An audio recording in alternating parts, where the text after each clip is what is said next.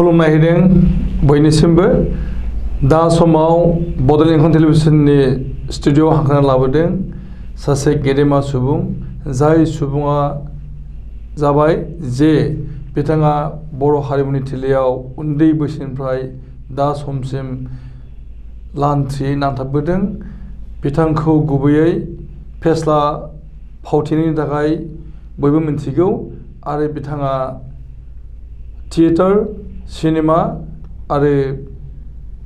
थुनफावथिना बेफोराव बाहागो लाबोदों बिथां गेदेमाया आथिखालाव गावनि रोंमोनथायखौ लानानैहाय गोबांथार बाथ्रा बुंनांगौ दङ आरो बेनि थाखायनो दिनैनि बे समाव बड'लेण्ड इंखं टेलिभिजन स्टुडिअ'आव जों बिथांखौ हांख्रायदों आरो बिथांनिफ्राय माखासे माने बाथ्रा मिथिनो लुबैदों आरो बिथाङा दा समाव 60 बोसोर बैसो बाबेनबाय 60 बोसोर बैसो बाबेननायनि उनाव बिथांनि देहाया जोबोद जुरुला अबस्थायाव दङ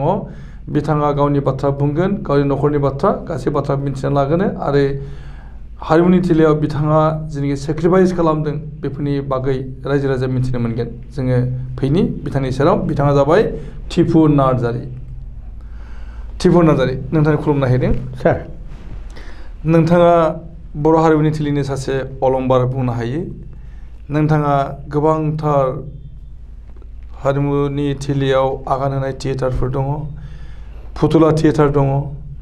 आरो नायजाब आफादफोर दं बेफोराव बाहागो लाबोदोंमोन आरो गुबै नोंथाङा फेस्ला फावथिनायनि गेजेरजों गावखौ फसंथानो हादों दा नोंथांनि सिनायथिखौ उन्दै बैसोनिफ्राय दा समसिमनि जेनाखि सिनायथि बेखौ नोंथांनि खुगाजों बुंना लादो रायजोफोर गोबां मिथिगौ टिपुनब्ला माबादि दाब दाब जायगायाव आं दिनैसिम सिनाय जादों आसामा टिपुआ गाग्लिजोबनाय जेरावबो न'बादि ओंखायनो सिखाव खावनोबो हाया थगायनोबो हाया आसामाव टिपु नार्जारि होनब्लानो खायसे खायसे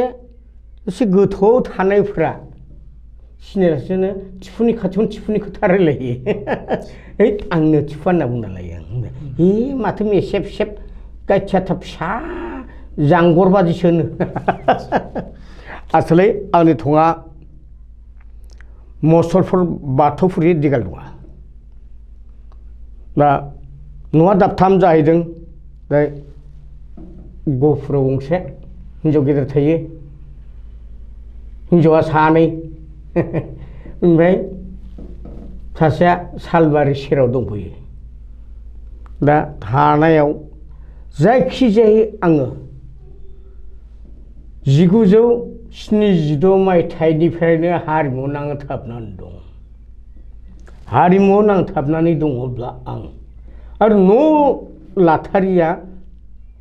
माबा फुजायाव आगार जानाय बे बोरमा जि गोदोनायाव गानहोजानानै खारनाय बायदि हारिमुनि थाखायनो दिनैसिम खारगासिनो दं बे जाबाय 1983 निफ्राय आं न'आव गैया माने थाङो फैयो न'आव थाथारनो मोनाखै जेराव फिसाफ्रा देरनायखौल' नुगोन फरायनायखौल' नुगोन फिसाफोरखौ आंनि खुगाजों ओरै खालाम बाबा ओरै खालाम बुंनो हानाय टाइमखौनो मोनाखिसै दुखु नाङो उन्दै बैसोआव नोंथाङा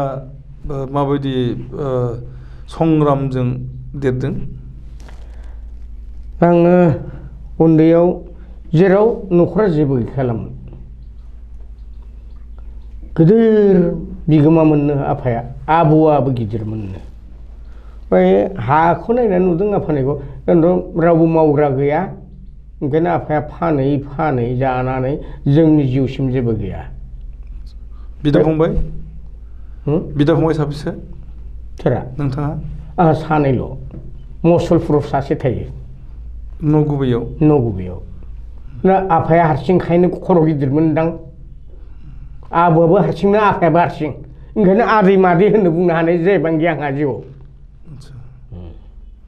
बेनिफ्राय नोंथाङा मा थाखोसिम फरायखो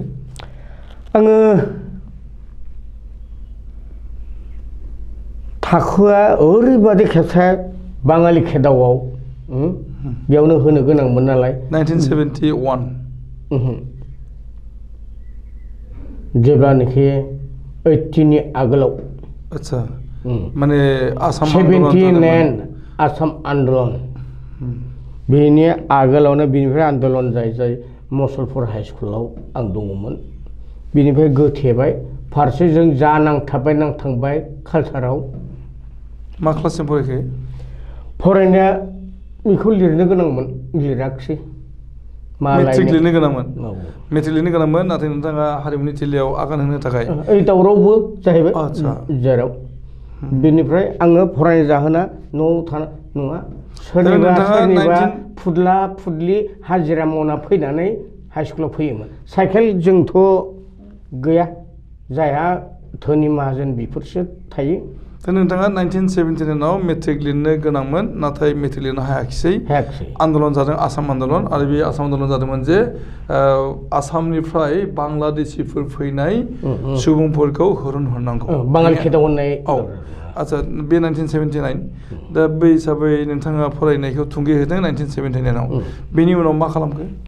बिनि आगोलना कालचार इन्टारेस्ट दं 76 निफ्रायनो ओमफ्राय फैयै फिसा बे बिसि खानायाव गाग्रा माबा मेलाफोराव गाग्रा थियेटार बानायदोंमोन थियेटार बेफोराव थाबाय बानायनानै मावरियासन गावरेमा थियेटार नोंथाङा थारमाने उन्दै समनिफ्रायनो मेथाइ खननायाव एबा मोसानायाव आरो ड्रामाफ्राव बाहागो लाबोदों उन्दै बैसो माने बेसेबां बोसोरनि खोथा बुंदों बे बेसेबां बोसोर माने हमनानै लादो जोनोमा 1958 जोनोमा 1958 बेनिफ्राय 76 निफ्राय ओंखारबायानो 76 नोंथाङा फावथिनायाव ओंखारदों अब्ला नायदो मेथाइबो खनोमोन नोंथाङा मेथाइथ' खनलाबाय थादोंमोन आच्छा जोङो दा समावहाय नोंथांजों मेथाइ दोंसे खोनासंग्रोनि नोंथांनि मेथाइ दोंसे आरो बिनि उनाव जों नोंथांनि जिउनि बाथ्रा सावरायगोन दा नोंथाङा मेथाइ दोंसे रोजाबना होदो जोंनो सारखौ मा बुंगोन दे आं मेथाइखौ सार 82 आव बानायदोंमोन आच्छा बे 82 निखौ रोजाबनोसै आरो बिनिफ्राय बेखौ रेडिअ सेन्टार माने बर'फ्रा जाजोबदों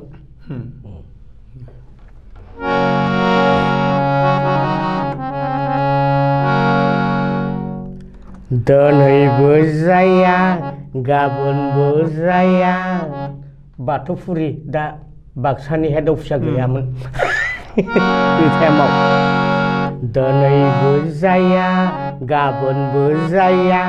बोसोरनै बोसोरथाम थांलाय फैलाय हाग्रा थैलायनाय नायनानै आं हिन्जाव लाबोनाया दिनैबो जाया गाबोनबो जाया बोसोरनै बोसोरथाम थांलाय फैलाय हाग्रा थैलायनाय नायनानै आं हिन्जाव लाबोनाया हिन्जावा आंनिया उन्दु गादुरिसो हरफा सानफा दारहा बाबायग्रासो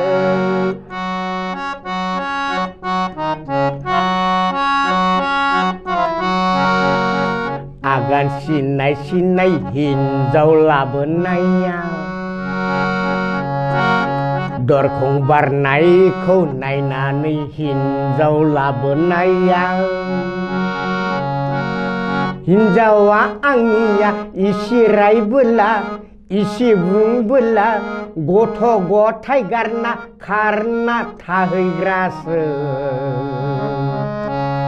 हिन्जावा आंनिया इसे रायबोला इसे बुंबोला थोरसि लथाजों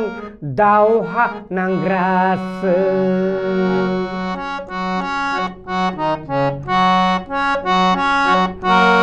गयखौ सिनायै बिरिखौ सिनायै हिन्जाव लाबोनाया गयखौ सिनायै बिरिखौ सिनायै हिन्जाव लाबोनाया हिन्जावा आंनिया बिरि उखुन्दैजों थाम्फै होखारग्रासो हिन्जावा आंनिया गय फाथैखौ गान्दु लाग्रासो थारमाने जे फेस्ला मेथाइ बियो जोबोद मोजां जादों खिन्थु बेयाव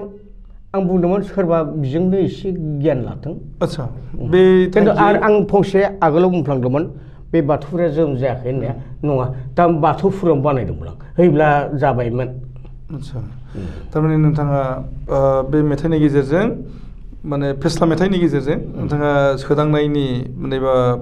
समाधान माने संस्कार लाबोनायनि थांखिजों सुजुदोंमोन आरो बे मेथाइखौ नोंथाङा निजेनो खनदों बेनि उनावहाय नोंथाङा थियेटारावबो बे मेथाइखौ खनदों थियेटाराव नङा जायखिजाया फांसनफोर सुबिदा सोरबा लिंहरब्ला बे मेथाइखौ खनो जों दान्दिसे ब्रेक लानानै फैफिनगोन जोङो सावरायनाय आरो गोबांथार बाथ्रा मिथिनांगौ दङ टिपु नार्जारि बिथांनिफ्राय जाय बिथाङानाखि बर' हारिमुनि थिलियाव गावखौ फेस्ला फावथिनायनि गेजेरजों फसंथानो हादों दान्दिसे ब्रेक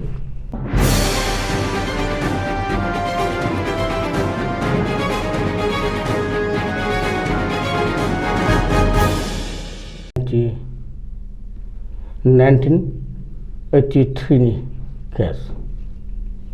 बे 83आवबो बेफोरनो फिसाबिलाव थाबाय बेनिफ्राय 84-85आव आनन्दलै लाहारि होननाय बेजों सजानानै मुसुखा थियेटार रेगे रेगां फुथुला थियेटार बेखौ रेगे रेगां फुथुला थियेटार बेखौ आं दैदेनबाय बेनि उनाव होसिख्राव मुसुखा थियेटार आंखौ लानानै बेबो फुथुला बिनि उनाव बारलाम्फा गरेस्वरनि बारलाम्फा थियेटार बेखौ आं बानायदों बिनि उनाव 60-67 बेयाव पुर्निमा पापेट थियेटार टिपु नार्जारिनि बानायनानै थाबाय बेखौ आं द्लाम बोसोर सालायदोंमोन बेयो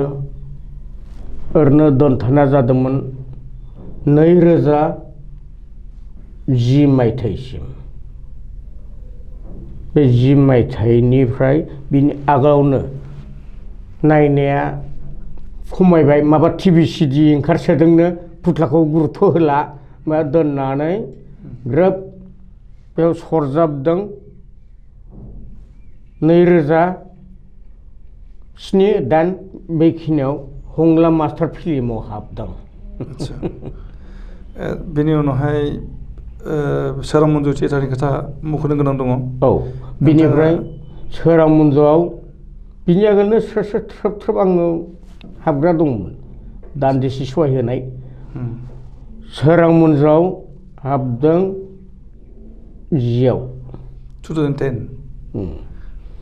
बेनिफ्राय माखासे सानजानि सानजारां उपेन खेरखातारि होनना दासान्दि बिथाङा आलायारन बानायबावदों आंनो दैदेनजोबदोंमोन आरो गेजेरावनो लाइमोननि खोथाबो दंबावो बेनिफ्राय बारलाम्फाबो थाङो बारलाम्फाथ' आंनो बानायखानायमोन नामा बारलाम्फायाव थाङो बेफोरजों थाङै नै दासिम बेयाव थांलाय बेयाव फैलाय मानसिया सोलिगासिनो दं बर' थियेटार होननानै बुङोब्ला बे माने बर'नि जेनाखि गामि दिन्थिबाय थानाय थियेटार बेखौनो बुंनांगोन जे थियेटार होनना बुङोब्ला जेनाखि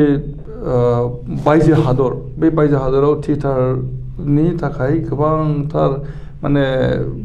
इम्परटेन्सखौ होनाय जायो नाथाय बर'नि गेजेरावहाय जों नुनो मोनदों जे गामिफ्रावल' बिनि इम्परटेन्सखौ मोननाय जादों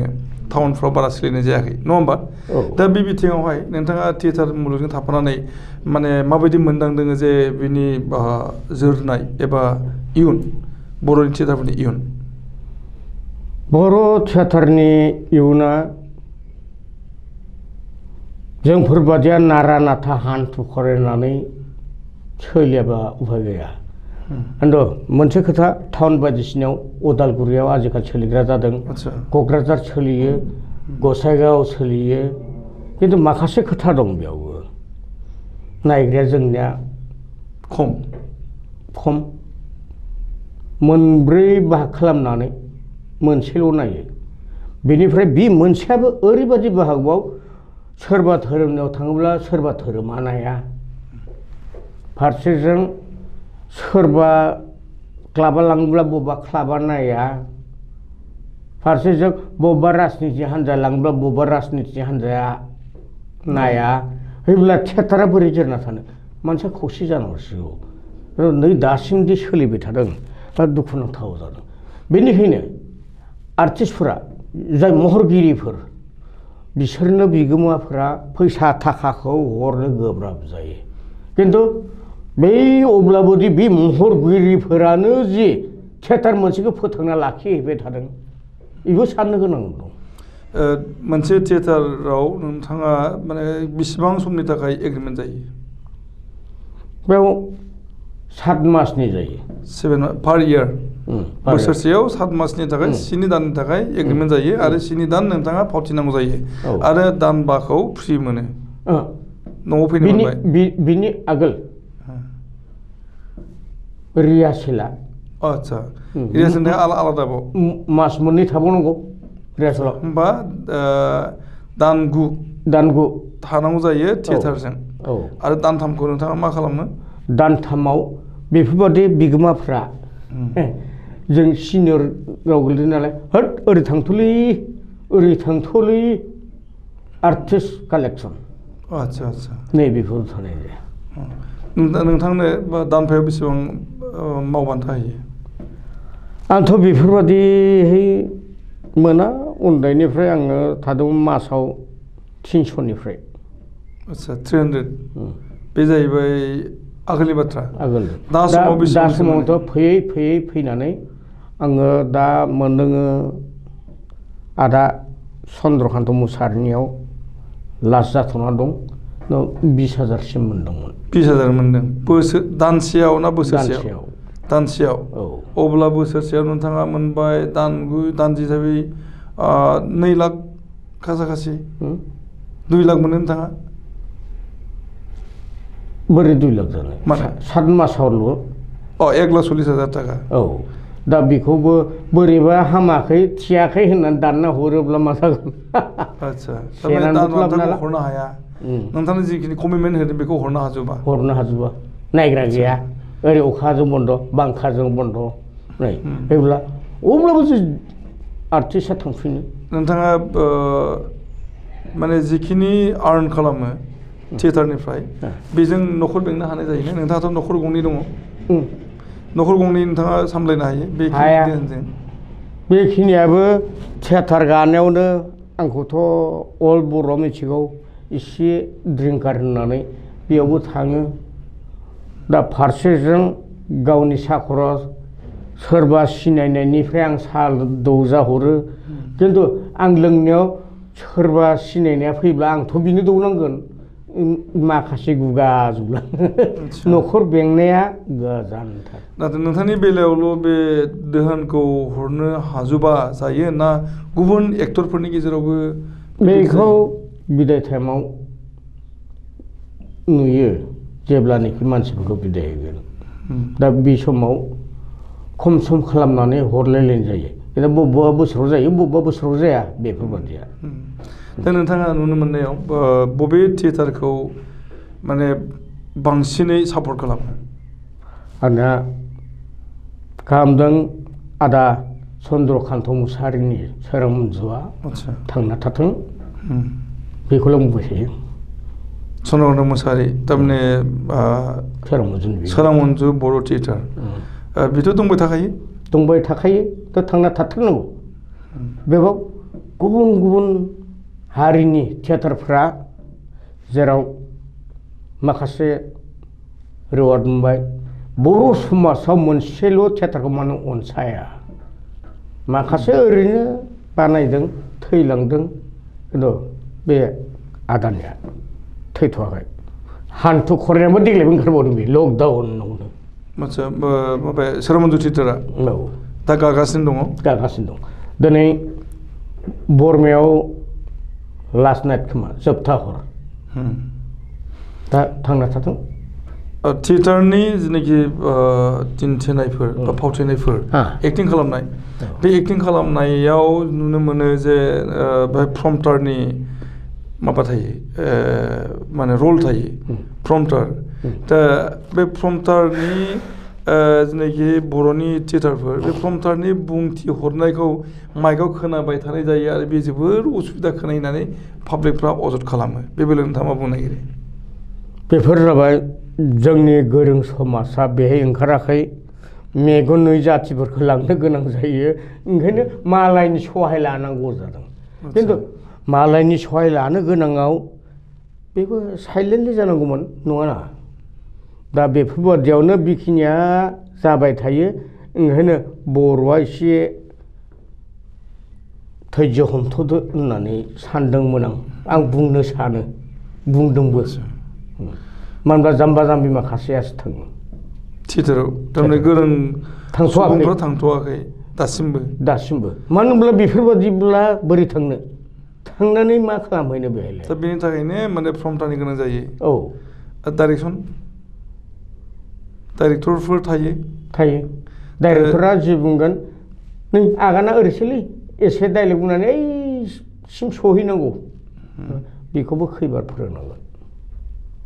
खिन्थु गोरों मानसिफोर थानायमोनब्ला गोरों मानसिबो दङ मानो थागोन बेखिनि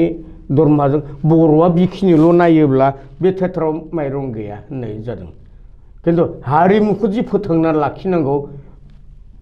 बे जाम्बा जाम्बि माखासे नोंथाङा बुंदों जे लेखा रोङिफोरा बांसिनै बाहागो लानायखायनो माने प्रमटारनि गोनांथि जादों आरो मोनसे खोथाखौ दा होनबा सोंनांगौ जाना फैबाय जे बेयो बे सोंथिया जाहैबाय जे गोरों समाजा मानो माने थियेटारनि बाहागो जानो हायाखै नोंथाङा मा सानो? बेफोरबायदियाव आं बुंनो थांदों माब्लाबा दाननाय बर'खौ खावसेयानो नायो खावसेयानो नायबावा वान साइडआवनो बेफोरबायदियाव दरमा मोनाब्ला जेराव बे गथ'नो गोरों गथ'नो दरमाहाया नांगौ बादि हरनो हायाब्ला बोरै थांनो बेनिफ्राय आंहा मोनसे बुंनो गोनां दं जोंनि जेनोखि हादोरथ' नङा हमनानै ला जोंनि एरियायाव थानाय गासै गुबुन जाथिखौ बर' भाषाफोरखौ सोजोबनांगौ अब्लासो बिसोर भाषा रोंब्ला नायगोन दा आदसा बे जाहैबाय थियेटारनि एक्सपिरियेन्स दानिया जों फैगोन फुथुलानि नोंथांनि जेनाखि माने दिहुननाय बैनिफ्राय मोननाय एक्सपिरियेन्स जों दान्दिसे ब्रेक लादों ब्रेक लानानै फैफिनगोन जोङो सावरायनाय आरो जोंहा गोबांथार सावरायनांगौ दंबावो जे फुथुला थियेटारनि मुलुगाव टिपु नार्जारि आरो गोबां जों दान्दिसे ब्रेक लादों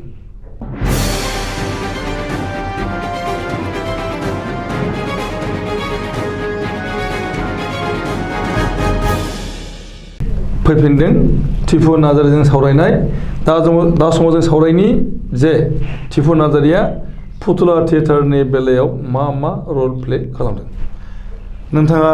फुथुला थियेटार बानायदोंमोन गावनि जेने पुर्निमा पापेट थियेटार आरो बेजों लोगोसे नोंथाङा गुबुनबो थियेटार खालामदों ओरैनो नोंथाङा रेगे रेगां माने मुसुखा नायजाब आफाद बयनो दंमोन आनन्द लीला हारिनि दा नोंथाङा माने थियेटाराव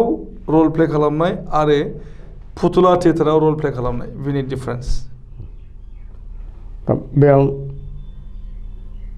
बे बेगावसो सिङाव जिरायना बुंनाय नालाय आदसा अनलि भइस दा बेफोरबादियाव फारथन थादोंमोन आनन्द लीला हारिजों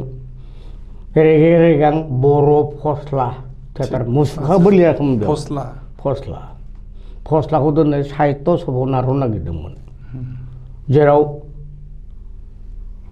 फुथुलाखौ मा बुङो दिनैसिमबो ओंखाराखसै फुथुलानि नामा मा बर' रावबो बुंनो रोङा बयबो बुंग्राया फुथुलाखौनो बुंबाय थायो दा फुथुलाया जाबाय बर' नङा बाङालि शब्दसो हारसाबो गैबावा बेखौ जों नागिरदों जों नङा आं सानबाय थादों नागिरदों दा बेफोरबादियाव बेफोरबादियावनो सिङाव बखिदों सावो नागिरदों आंनि बेलायाव आं लानायसै बाट बेबो गैयाब्ला इंराजियाव दोनसै नामाब्रा नामखौ आदसा ओरै सानबाय आं पुर्निमा पापेट थियेटार दोनसै नामा होनना सानबाय आं ओमफ्राय दोनथारबायबो आं मानो होनब्ला नोंथाङा दानो पुर्निमा पापेट थियेटार बानायनायनि जिनिखि एनकारेजमेन्ट जानाय बा गोसो जानाय बेखौ बहानिफ्राय मोननाय? बेयो आंजे मोननै मोनथाम थियेटारखौ बानायबाय बे जोंहा आनन्दलै लाहारि बिनि उनाव बाग्रांलि बर' होसिख्राव मुसुखा थियेटार जेब्ला रन्जन दैमारिखौ लोगो मोनदोंमोन। आदसा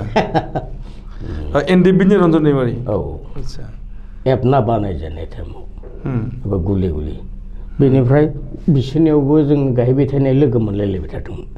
माखासेयानो मोजां सापर्ट होदों। बेनिफ्राय लोगोनो बारलाम्फाखौ आं बानायबावदों। ओमफ्राय द्लाम बर'आव 53 मुसुखा थियेटार दंमोन। दा गासै थाङै थांनानै मा जाखो लास्टआव 2010हालागै पापेट थियेटार मोनहैदों। बै पापेट थियेटार जेब्ला पापेटखौ आंखौ रायसोलायबाय थोद मुसुखाथ' बानायजानाय बुस्थुसो जेराव थिरै थाग्रा आरो बेखौ पापेटआ जाहैबाय रल प्ले खालामनांगौ, आखाइ सोमावनांगौ, आथिं सोमावनांगौ, मेगन नायहोनांगौ। गोरोंफोरा आंखौ रायबाय मा टय दलसो फुथलाखौथ' टय दलसो होनना बुङो। नै थैदोलै होनना बुङो। जाय बुस्थुआ मालायनि सहाय मोनाब्ला खामानि मावनो हाया बेखौ पापेट होनो। टय दलखौनो नङाब्ला दा बे नोंथाङा आं बेखौ सोरखौबा बुजायदों। ना नोंथाङा एनकारेजखौ माबोरै मोनखो? नोंथाङा मानो गोसो जाखो फुथुला थियेटार बानायनो थाखाय? आं बेजोंबो हारिमुखौ सिबिनो हागोनदां बे साननाय जादोंमोन। औ साननानैनो बे दहाय बुंनाय बोसोरसिम सालायथारदों। बोसोर बेसे सोलिदों? 25 बोसोरसो जागौमोन खोमा। 25 years बाबा पुर्निमा पापेट थियेटारखौ लानानै? नङा पुर्निमा पापेट थियेटारानो। मा समनिफ्राय जागायजेना? मा समनिफ्राय जागायजेना? 1978आव रेजिस्टार 1967आव आं स्टार होबावदों बारलाम्फानि उनाव। ना 1967 बाथ' नोंथांनि बैसोआ बेसेबां जाखो? नोंथाङा 1958आव जन्म 1950 जन्मबा नोंथाङा 1967 9 बोसोर जायो। 9 बोसोर गथ'नि 9 बोसोरिया गथ'आ माबोरैहाय मोनसे थियेटार बानायनो हायो?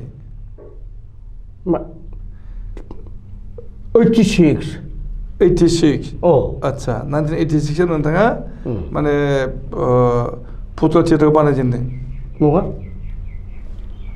84निफ्राय रेगे रेगां 1984। आदसा बेनिफ्राय औ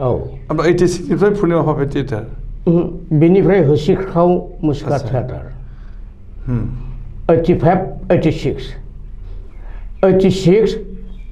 87 बारलाम्फा। बेनिफ्राय 86 87आव पुर्निमा पापेट। माब्ला बन्द जाखो? 2010 होमबा 10 बोसोर आरो जोंहाय जाहैबाय 25 बोसोर नोंथाङा सामलायदों। 23 बोसोर जि जाथों माने नोंथाङा 25 बोसोर फुथुला थियेटारजों दंमोन आरो बेवहाय नोंथाङा मेथाइल' खनोमोन बा डायलगल' होयोमोन ने नोंथाङा फुथुलाफोरखौबो मोसायोमोन? माखासे आंनि फंबायफोराबो आरो सोरखौबा दाम होनानै लांनाय फुथुलाखौ सोमावनो खामानि मावनो लांनाय नै बेफोरनोमोन। खिन्थु हाथाराब्ला आंबो नै खोन्थानांगौआबोथ' जोंनि बेलायावनो। दा बे टेक्न'लजिखौ नोंथाङा बहानिफ्राय मोननाय? बेखौ ओरैबादि जादों सानसे लाम सम नांगोन बुंनो थाखाय खोथाया जाहैबाय बाङालिनि माबा नायदोंमोन हिल्पि निकेतन पुथुला नाच सारेनाल' मोजांथार। बेनि उनाव आनन्दलै लाहारिया बे फुथुला माथाम बायना लाबोदों। लाबोयोब्ला बेखौ मा खालामखो दानस'जोबना होबाय। बिनिफ्राय बिनि बिदानि नामा खगेन लाहारि फंबाया मधु लाहारी आरो आं मोनसे बावगोन आंहा बुङाबा जाया आं बावनो मोना काली कुमार लाहारी बिबार मुगानि लिरगिरि जेराव बिष्णु राभानि हिन्जाव जलाइबारिनि महिनी बिसा न'आवनो हाबा जादों आच्छा दा बिनि फिसाला आनन्द लाहारिया गेजेर जाहैबाय फिसा दं साबा फिसा हौवा दा नबिन अमर ओरैनायखौ आं बुंथ'वाखिसै बेयाव बे मा सानखो बिदा गेदेर खगेन लाहारिया एथ' दामाव बायना लाबोनाय फुथलाखौ मानो दानस'लाबायखो खिन्थु स्टाडियादि मा खालामदों बेखौथ' बुजियाखै जेराव जोबदावनाय गोदोना सोमावनाय सिआरटिबो लांनो हानाय बानायगारबायना आनन्द लाहारिया सोरजियाव मोजांमोन आबिष्कारनि मानसिमोन नाथाय दुखु गोनां खोथा बोरैबा हरखाब बिथाङा थैलांबाय जे जादों माने नोंथाङा फुथुला जेनाखि थियेटार बेवहाय थाफानानै माबायदि लाइफ एक्सपिरियेन्स मोनदों जायखिजाया रायजोफोरा बुंदों तिफु नार्जारि गासै बर'फोरा बुङो तिफु नार्जारि बिनिफ्राय नाम मोनबोबाय केसेटआव माखासे नाम मोनबोबाय दा बेफोरबायदियाव मोजाङै नामखौ समाजनिफ्राय मोनदों दा दिनै इसिबां बोसोर जोरै हारिमु सिबिनो हारिमु सिबिनानै आं हारा ओंखारबाय आंखौ रावबो अनसायाखिसै न'खरनि मोजांनि थाखाय मावनो गोनां फिसानि थाखाय मोजां मावनो गोनां खामानिखौ एंगारनानैबो आं जे हारिमु नांथाबना थादों खिन्थु आंखौ नायस'नाखिसै नोंथाङा फुथुला थियेटारनि जेनाखि भइस होदों दा बेवहाय माने माबायदि नोंथाङा भइस होनो गोनां जेनेबा माइक्र'फनाव माबा भइस होयो ना रेकर्ड खालामनानै बेखौ दामो जोथारला जोबजागौमोन बै समाव ओरैबादि बे माबाया दानि पेन ड्राइभ गैया होनब्ला माबा किबर्ड नङा बे मेथाइ दामग्राया केसेटआ सिडि नङा बे केसेट हा अडिअ' केसेट बेबो गैबावामोन जों बानायोब्ला आच्छा थारमाने डाइरेक्टलि होखाथारनांगौ आरो फारसेजों उनाव मोनदों बेखौ आलायारना जेब्ला स्टार जायो जेब्ला बे केसेट होननाय ओंखारदों बे डायरियाव एसे लिरनाय दं आंनाव केसेटआ माब्ला ओंखारनाय दा बेफोरबादियाव केसेटजों गिनांगौ केसेटआ फानना थायोब्ला केसेटआ आरो अन खालामनाय लोगो गाबबाय थागोन फुथलाया हेबना थायोब्ला गावजों गाव औ ओंखायनो माब्लाबा ओरैबादि बुंनांगौ जायो खोथा फुथलाया हेबना थादोंबा सोरबाथ' लिंहरथारबाय र' सेन्देल गुदुं नै सेन्देल नुजाथ'नो हायाखिसै नालाय नोंथाङा फुथुलायाव रोजाबनाय मेथाइ दोंसे खनदो फुथुलायाव रोजाबनाय फुथुला थियेटाराव रोजाबनाय दोंसे मेथाइ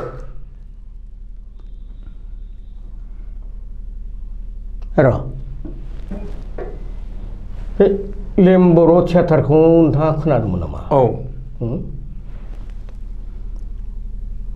जिउनि जारिमिन आंबो लादोंमोनथ' लेम्बर'आथ' फुथुलासो थियेटारसो बे थियेटार लेम्बर'आ लानायनि आगोलावनो फुथुलायाव जिउनि जारिमिन होननाय नायजाबखौ लादोंमोन सिनिराम ब्रह्मनि नोंथाङा थारमाने लेम्बर' थियेटाराव दंमोन नङा मिथिगौ आंनि गथ'फोरा थांनाय अब्ला आंहा फुथुलायाव बिजि आच्छा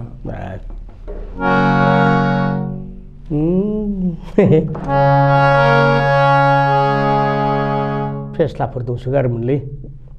हाखु दाखु हायाखिसै बे बिबार बारियाव समाय लालायनाया बे जोंनि सानैजों गोजोन अनलायनायाव बे जोंनि सानैजों गोजोन अनलायनायाव अखाफोरनि गावरां अखाफोर नङामोन अखोरांसोमोन अखोरांनि गावदां पुर्निमा नों बेखौ बबावबा थालांनोसै बेखौ फांथे गोरा जावलिया जोमै नों हौवाजों मेथाइ खननानै सोलायनाय दानसोलायबाय थांनो मदार्न सं जोबोद मोजां गाराङाबो मोजां थानो मोजां जानो मोजांथार खोनादोंथ' दाबो बे बैसोआवबो जायखिजाया नोंथाङा मोनसे डायलग होदो जे फुथुला थियेटारनि जि डायलगा नाखि बयखौबो मोहित खालामदोंमोन द्लामाथ' बुंदोंमोन बेखिनिखौ हास्लाबनाय नंला आं सार नोंथांनि थियेटाराव नोंथाङा माबायदि माबाखौ स्क्रिप्टखौ माबायदि नाटकखौ नोंथाङा प्रायरिटि होदोंमोन बावथ' माखासे दंमोन मावजिनि जलंगा जिनजिरि गोजोन संसारनि हेंथा बबेयाव मा बुंदोंमोनथाय आङो नोंथां डायलग गोसोआव दङ ना गोसोआव गैया सानखांदोसो नों आं र' नाय दं मेथाइ दोंसे खनब्ला मेथाइयानो फैयाखै जिनजिरि नायजाबनि राजा रानिनिबो गैया ससियेल नभेल माने ससियेल माबानि ड्रामाफोर ओरैबायदि सानै एक्टर एक्ट्रिसआ साहा बागानाव मेनेजारजों बेनिफ्राय साहा बागाननि बिगोमानि फिसाजोजों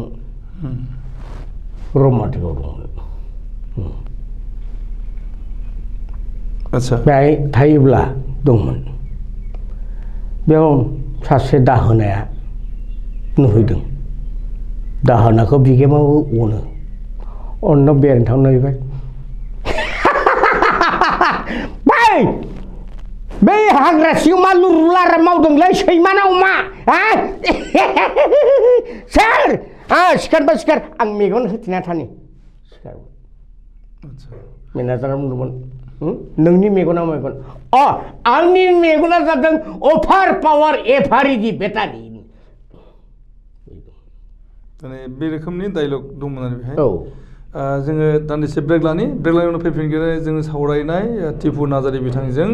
गोबांथार बाथ्रा दंबावो जों सावरायनायाव बाहागो लागासिनो दङ आरो बिथांजों जोङो गोबांथार बाथ्रा मिथिनायनि गेजेरजों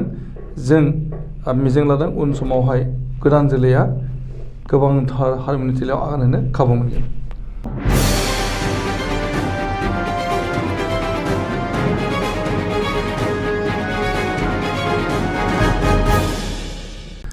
फैफिनदों सावरायगासिनो दङ टिपु नार्जारि बिथांजों बिथांनि जिउनि बाथ्रा हारिमुनि थिलियाव बिथाङा मा खामानि मावनाय जादोंमोन आरो हारिमुनि थिलियाव बिथाङा थाफानानै गावनि जिउआव माबायदि एक्सपिरियेन्स मोनदों नोंथाङा अडिअ केसेटआवबो गोबांथार बाहागो लादोंमोन जे अडिअ ड्रामा दा जोङो मोननैसो जों अडिअ जोङो मोननो हादों जे नोंथाङा माने माखासे मिनिथाव डायलग होनाय जादों अडिअ केसेटआव मामोन बेयो लाम साननांगोन दा फार्स्टआव बानायदोंमोन मिनिबाला बेखौ फुथुलानि गेजेरजोंनो आगारबाय थादोंमोन आं मिनिबाला केसेट बेयाव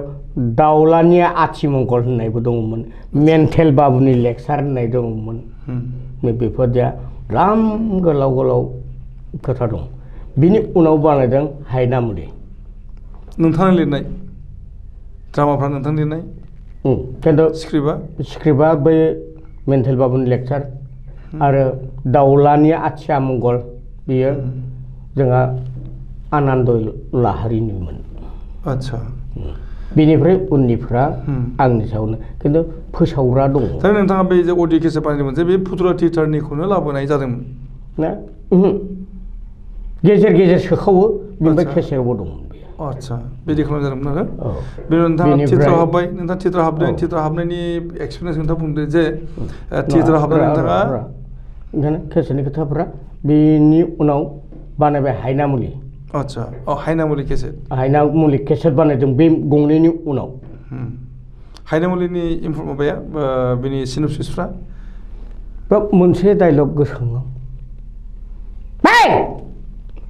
नोजोमा नांलायबाय बै बेराखौब्राबोनाय बेरबानाय हाब साला दालाल खालामनाय थाखाजों साला हा रोगा रोगा इथा लाबोलाबाय आंनि न' सिमायाव 2 फुट गोथौ खालामबाय नोङो आं नोंनि मा खालामदों आंनि फिसाया थरसेल'सो इथा खावदोंमोन नों माथो ट्राकै ट्राकै खावनानै दङ बे बाराव नुलायबाय साला आंनि हा सिमायाव पाक्कानि पायखाना गोदो आबै आबौ सुद्ध पुरुख हाग्रा सिङावनो खिना थैलांबाय दानिया खियाव नांगौ पायखानानि पाक्कानि पायखाना बाहादुरि खालामदों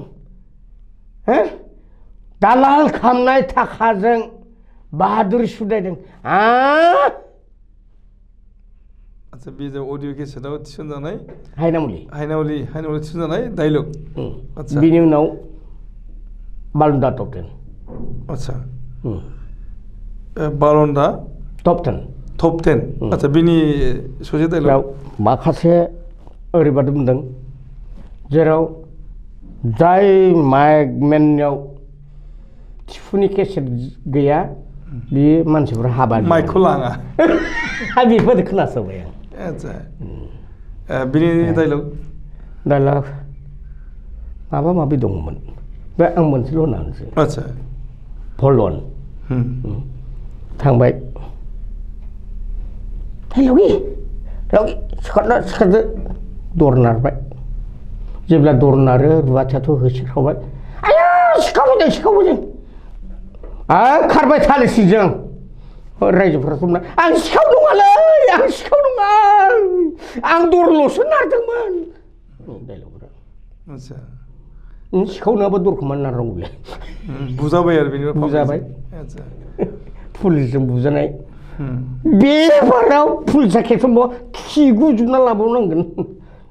खिगुजोबनायखायसो पुलिसफोरा आंखौ आगारदों बुदों होनलायनो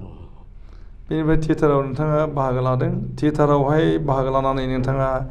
बुरजाथार एक्टर एक्ट्रेस लोगो मोनबाय फावथिगिरिफोर लोगो मोनबाय दा बेबायदि टिमा माबोरैहाय माने गावजों गाव बुजा फराजों थालायनाय जायो जे सानथाम हरथामल'सो मोनसे माने पेन्डेलाव थायो नङा होमबा दा बे हरथाम चेन्ज खालामबाय थानांगौ जायो माने 7 मासा दा बेबायदि जायगा चेन्ज खालामै नोंथांमोना थियेटार गायो दा बेवहाय फिजिकेल ट्राबलनि खोथा फैयो नङा होमबा आरो नोंथांमोना माने बेबायदि लोमजा साजाबा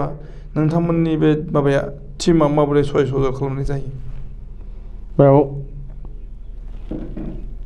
बिगोमाया राननानै दोनखायो बे लेबारनि एक्सट्रा एक्टरनि एक्सट्रा एक्ट्रेसफोरनि एक्सट्रा बेफोरबायदि थानायखौ औ दा बेयाव सोरबा लोमजा साजाब्ला आंबाबो हाबनो हाया बिगोमा बाबा बिनि गार्ड दं बे रानना थानाय खिन्थु सोरबा गार्डआ फल' खालामाबा दै माखासे दुखु मोननाय जायो सोरबा फल'बो खालामनो नागिरा फारसेजों थासारियाव हमनानै लादो बर' समाजनि खोथा बाहेरनिफ्राय फैनाय मानसिफोरखौ माखासेया न'आव जायगा होनो नागिरा दा बे दुखु दाहाखौ सोलिनो दिनैसिमबो दंबोयो जेराव हादान जायगायाव न'आनो गैखाया सासे सानै अख्राबो खालामो हादान जायगायाव गाव थानोल' न' लुनानै थायो नोंखौ दोननो थाखाय न' लुथ'वाखै बेनि मोनसे समस्या जायो आरो समस्या जायो खिन्थु बबेबा जाबादि रिसिभ खालामो न'आव पाका बिल्डिं गैया 3 ताला गाहाम उन्दुनो मोनोलाय माब्लाबा आदसा बिदिबो मोजांबो रेसपन्स मोनो दा बेफोरनो मोनसे थुलुंगानि फुंखा नोंथांमोननि थाखाय थारमाने जेराव आरो खस्थ' जायोब्ला बै जायगानि माने परिबेसा मोजां नङाबा बेयाव नोंथांमोना सयज' खालामनांबाय आरो बिसोरजों गोरोबनानै थियेटाराव खालामनांबाय आरो जेरावनाखि नोंथांमोना मोजां रेसपन्स मोनो मोजां रिसिपसन मोनो नोंथांमोना थुलुंगाखांबाय दा बिदिनो थियेटारा सोलिबाय थाबाय आरो बेनिफ्राय दाबसे जायगायाव मोननैल' बुंबाय आं न' गैयि जायगा माब्लाबा मोननाय न' गोनाङावबो होयिबो जाथि दं आदसा आरो बबेबा खमथाव आंनियाव लिस्ट दं थियेटारनि होनब्लानो रायदावा अब्लालाय थियेटारखौलाय मानो लांखो जों मानसि नङामोन नामा ना अजदबो दं नोंथांमोननि सायाव जे माने गोसो थोलायनायनि दाय थायो नोंथांमोननाव नोंथांमोनखौहाय खायसेफ्रा नुयोबो हाबा जालायनायबो नुयो दा बेफोरखौ लानानै माने एसे समाजा सुखुनाय मोना बिदिबो थायो थानो हागौ जेराव आदा चन्द्रकान्त मुसाहारि सेखा होनब्ला नामजादा सोरामोन्दो थियेटार औ साब्रै हिनजाव थिफुन नार्जारिया सानै हिनजाव गोनांसो खिन्थु बर' समाजाव बिहारि सोदोब होननाया मानो थाखो बर' समाजाव सिङाव थियेटाराव हाबियानो माखासे 6-7 गोनां बेखौबो जों कालेक्ट खालामना होनो हायो दा बे जाहैबाय परिबेसनि थिननाय होयोब्ला नै बेफोरबायदि बेलायाव आं बेखौ पार्टिसन होनो गोनां जागोन बेनिफ्राय गोबां माने एक्ट्रेसफोर बा एक्टरफोर नङा एक्ट्रेसफोरनि खोथा बुंनाय आङो आदुंग्रि जानानै थाबाय आदुंग्रि जाबाय हाबा जायाखिसै माने समाजा एक्सेप्ट खालामाखिसै हाबा लानो थाखाय बिदिबो दङ बेफोरबायदि थानो हागौ खिन्थु बांसिन जायाखै थारमाने बुंजानाया दं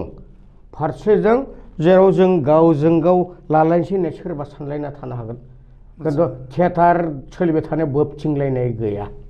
आदसा दा नुनो मोनदों जे सासे एक्ट्रेसनि खोथा आं स्टुडिअ'आव बिथांखौ खेबसे हांख्रायदोंमोन बिथां फैनो हायाखै आरो बिथांखौ आं हांख्रायगोन बिथाङा दाबो माने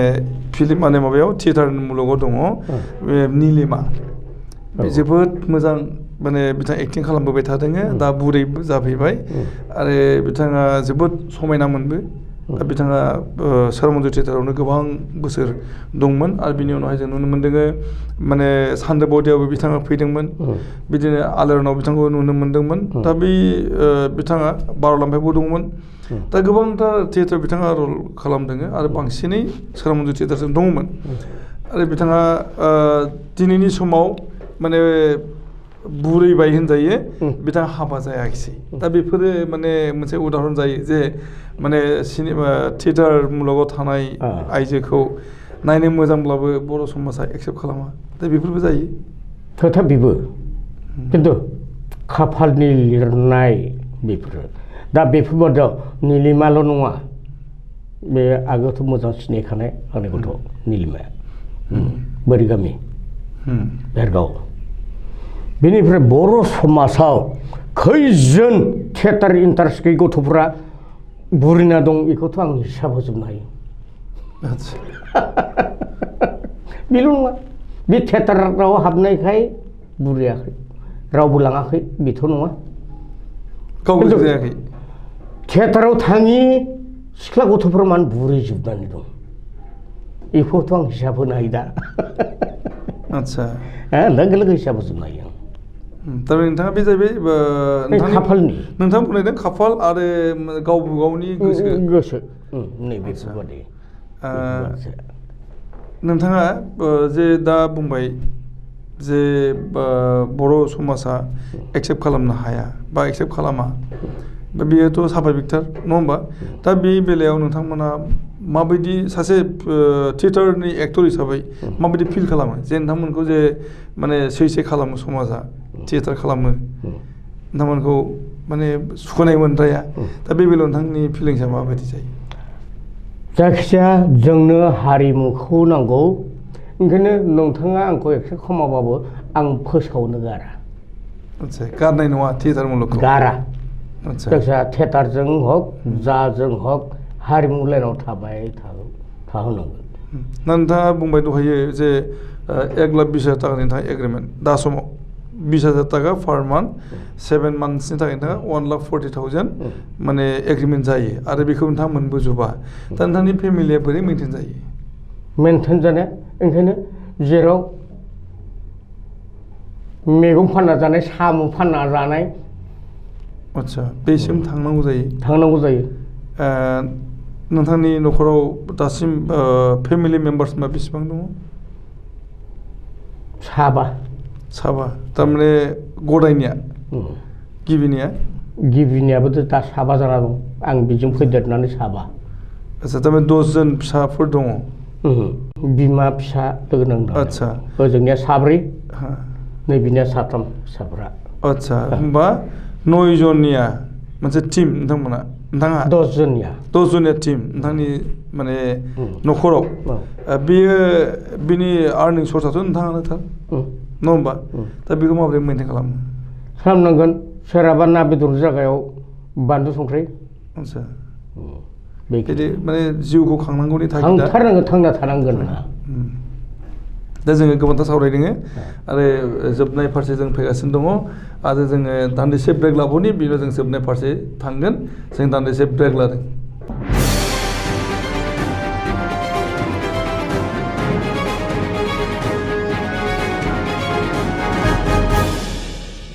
फैफिनदों दा समाव सावरायगासिनो दं टिपु नार्जारिजों बिथांनि थियेटार मुलुगाव मोननाय रोंगौथिफोरनि बागै सावरायगासिनो दङ आरो दा जों जोबनाय फारसे फैगासिनो दङ जोबनायाव जों सावरायनि बिथाङा थियेटार मुलुगाव थानानै गावखौ माबोरै फसंथानो सानदों आरो थियेटार मुलुगनि इयुन नोंथाङा गोबांथार थियेटाराव हाबदों नोंथाङा बुंबाय सावथुनावबो दंमोन 25 years नोंथाङा फुथुला थियेटार दं पापेट थियेटार दङमोन नोंथाङा निजेबो मोनसे थियेटार बानायदों पुर्निमा पापेट थियेटार नोंथाङा थियेटार मुलुगाव थानानै मोननाय रोंगौथि बेखौ नोंथाङा बुंबायानो अलरेडि बुंबाय दा जोङो नोंथांनाव सोंनि जे नोंथाङा जिउआव मोननाय साबसिन एक्ट्रेसनि नामखौ बुं जायखौनाखि नोंथाङा दाबो जिउआव बावनो हाया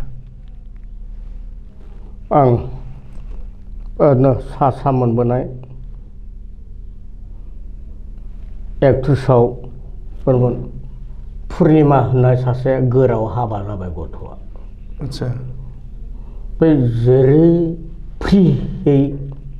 एक्टिं खालामोमोन आं बे गथ'खौ बुंनो गोनां जागोन माबाथ' गुबुन लाम दंसोगारो आदसा बे गोदान एक्ट्रेस गोदान नङा लाम बोसोर जाबायमोन बेबो बारलाम्फायाव थादों सोरां मन्जुआव थादों बारदै सिख्ला थियेटाराव थादों बेफोर अनलाइनाव थानानै फ्रि गथ'आ बिसासोमोन एक्टिंआव बियो हाबा जाबाय हाबा जानायनि उनाव बियो थियेटार फैयाखिसै बर' बेनो हाबा जाबाथाय फिसाया गारना खिन्थु फिसायाबो एक्टरलायमोन आदसा फिसायाबो माने थियेटारावनो दंफाखायोमोन आदसा बेनिफ्राय एक्टरनि नाम बुं जाय एक्टरा नाखि भाइटि होनना बुङो जाय एक्टरा नाखि बर' थियेटार मुलुगखौ माने हमथाना लाखिनायाव जोबोद भान्दारायहैदों आरो नोंथाङा बेखौ मोजां मोनथारो आं एक्टिंखौ मोजां मोनो जाय गथ'नि एक्टिंखौ दा सासे मानसिनिबो नाम बुंदो जाय मानसिया जाहैबाय एक्टर हौवा एक्टर भाइटि भाइटि होननाय आदसा बेयो दाबो एक्टिंआव दंबाय थायो एक्टिंआव रावबो ओंखाराखिसै बिसोरो सासे डाइरेक्टरनि नाम बुं बर' डाइरेक्टर बेफोरबादि मख'जाथाव गैया ओरैनो दांग्रोम दांसि पद्म बसुमतारी बिथाङा माखासे डाइरेक्सन होयोमोन पद्मनाथ बसुमतारी गरेस्वर नङा रुपहि बे माबानि ओरैनो जोङो बैष्णबफारा होनना बुङो बे फार्स्टआवनो सोरां मन्जुआ जोनोम जाब्लानो बेबो थाजेननायमोन आदसा सासे मेथाइ खनग्रा आर्टिस्टनि नाम बुंदो जायनाखि बर' थियेटाराव गोबांथार बिहोमा होदों दा बेयाव माखासे दङ दा सोलिबाय थानायाव रायजोफोरा अनेक सम्बारु आदसा बेयो रायजोजों अनसायजादों जों किरन बर'नि मुंबो मोनबाय थादों आगोलाव किरना दङमोन बिसोरो दान्दिसे नङा धुमकेतु बादि ब्लाव नुजायो स्रोद थायो सम्बारुआ रायजोजों अनसायजादों सम्बारुखौ नागिरो नै बेखिनिखौ मोनदों खिन्थु मोनसे खोथाया किरन आदाखौबो सोंबाय थायो दा मोनसे समाव जेब्लानोखि तामुलपुर बेलगुरियाव सानजौरां थियाटार ओंखारो सानजौरां थियाटार ओंखारोब्ला किरन आदाया मोजां गायकमोन आरो बियो एक्टिंबो खालामोमोन कमिक एक्टिंखौबो मोजां रोंगौ सिफुंबो सुयो थाब्लाबो दामो हारमनियामबो दामो आखाइ ससे गैया बेखौ मख'नांगोन आसलै बेयाव खिन्थु रायजो दा अनसायफिननाया समबारु खिन्थु किरनखौ नों थोंजोंल' थाथ'लै आदा आंखौ रावबो नायफिनलालै सैमा थिफु होनना बुङो जोंनोथ' एसे खालामनांगोन दा खोला फारसे थाग बे फांसनाव लिङोब्ला सिफुं दामहैयो दा बेफोरजों सोलिना दं बेखौ सोरनायखो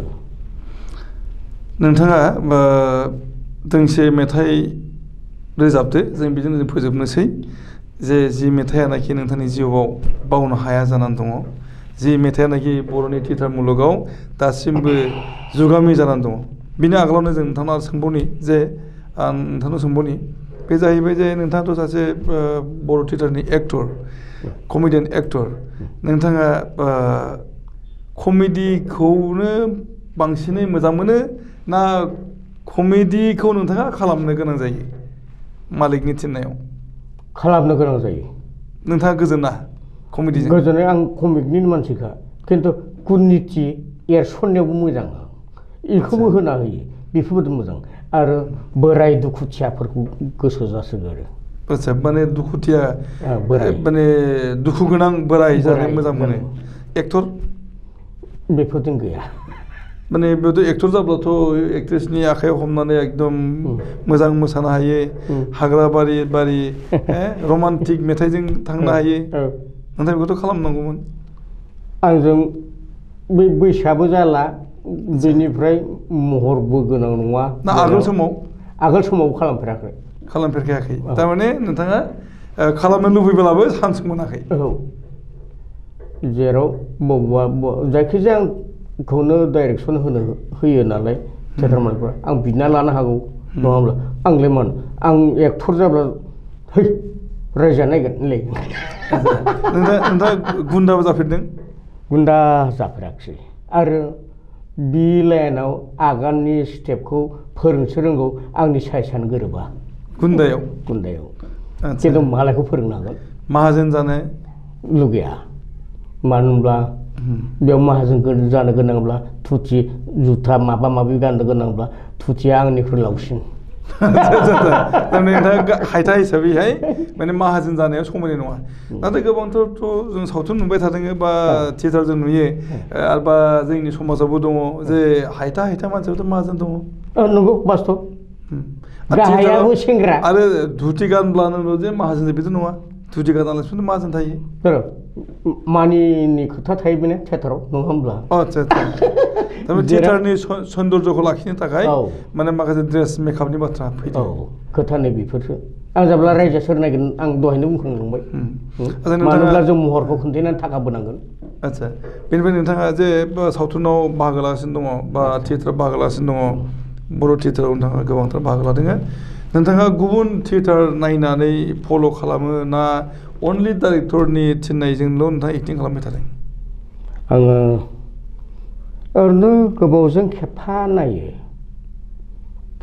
नायोब्ला असमिया थियेटारखौ नायो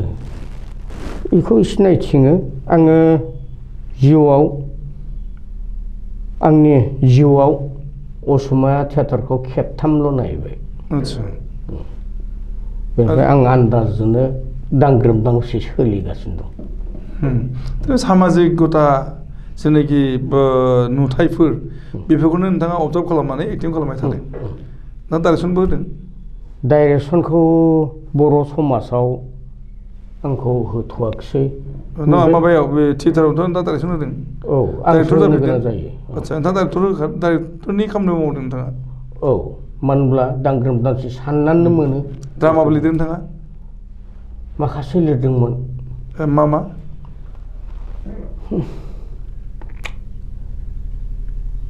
निजोम अखाफोर जिनजिरि मावजिनि जलंगा लाम दंमोन आरो पुर्निमा भाबे थियेटार जे नोंथांनि थियेटार बेवहाय नोंथाङाथ' निजेनो लिरदों ड्रामाफोरखौ औ खेबसेल' सिनिराम ब्रह्मनि बे नायजाबखौ लादां दहाय बुंनाय जिउनि जारिमिन बेखौनो आरो लेम्बराव रिप्राइ खालामोमोन आदसा बे थियेटारफोरनि जि ड्रामा नोंथां लिरनाय बेफोरखौ प्रिजार्भेसननि थाखाय मा राहा लादों बेखौ 1987 ना मामोन बिरहांगावआव राखाव बसुमतारी होननाय सासे दं दाबो दं बिथाङा औ बे बबेबा माबामोन बिनो हैनो गोनांमोन हैनो गोनांब्ला बिथां बिबाय थाखानाय दा बेनि उनाव थायैहाय दिनैबो जामनाय गाबोनबो जामनाय बुस्थुखौ नागिरला जोबबा थाव गोथाव मा बे थाव सिखाव होनना बुङो जों माने बे गोमो माने गांखमा सोलाजोबना दोनबाय थारमाने रेकर्ड गैलिया भेरि माने दुखुनि बाथ्रा निजेनो दुखु नांबाय थादों नोंथाङा बेफोरखौ लेखा महराव लाबोफिननो हायो लिरफिननो हायो नोंथाङा लिरफिननो हायो माने बे बैसोआव मोजां डाइलग थानाय बुस्थुफोरखौ दा बोरै सानखांफिननो ओंखायनो निजेनो खाफालखौ जाना लाबाय ना आंसो जाना लाखो ना बे खांखमायासो जाखो आंनि खाफालखौ साननो गोनां जादों जोङो जोबनाय फारसे फैदिनि जे गोबांथार जों सावरायबाय आरो गोबांथार सावरायनांगौ दंबावोमोन नाथाय जोंहा सम गैया गोबांथार सावरायनो थाखाय खारन नोंथाङा जोबोद जिनियास सुबुं आरो जिनियासखौ लानानै नोंथाङा बर'नि थियेटार मुलुगाव आगान होगासिनो दङ दा जों खोनासंनो नोंथांनिफ्राय दोंसे मेथाइ जि मेथाइयानाखि नोंथांनि गोसोआव दाबो सेंग्रा खालामो बे मेथाइखौ नोंथाङा खननानै होदो दे बेफोरबायदि सेंग्रानि औ मानसियाथ' बोरायबायमोन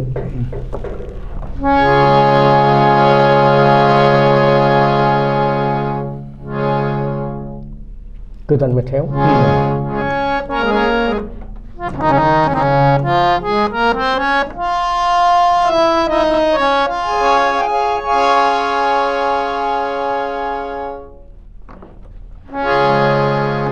अनजालि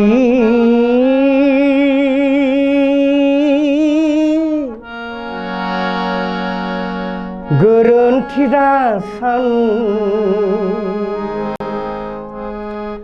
गोबावजों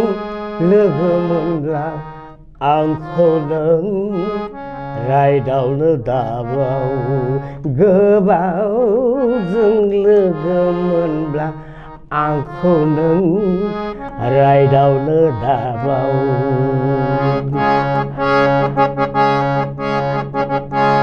अनजालि गोरोन्थि दासान गोबावजों लोगो मोनब्ला आंखौ नों रायदावनो दाबाव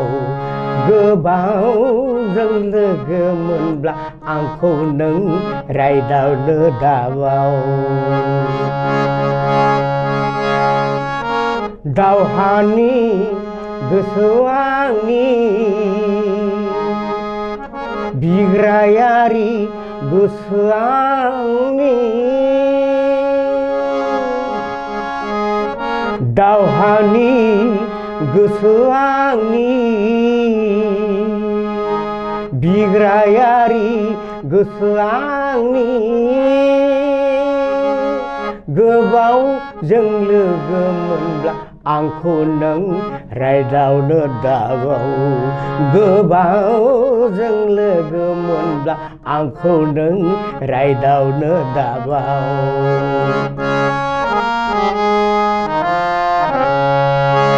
नै अनजालि आंखौ नों फोथायाबोला आंखौ नों अनसायाबोला नै अनजालि आंखौ नों फोथायाबोला आंखौ नों अनसायाबोला आंहालाय राहा गैया आंहालाय राहा गैया अनजालि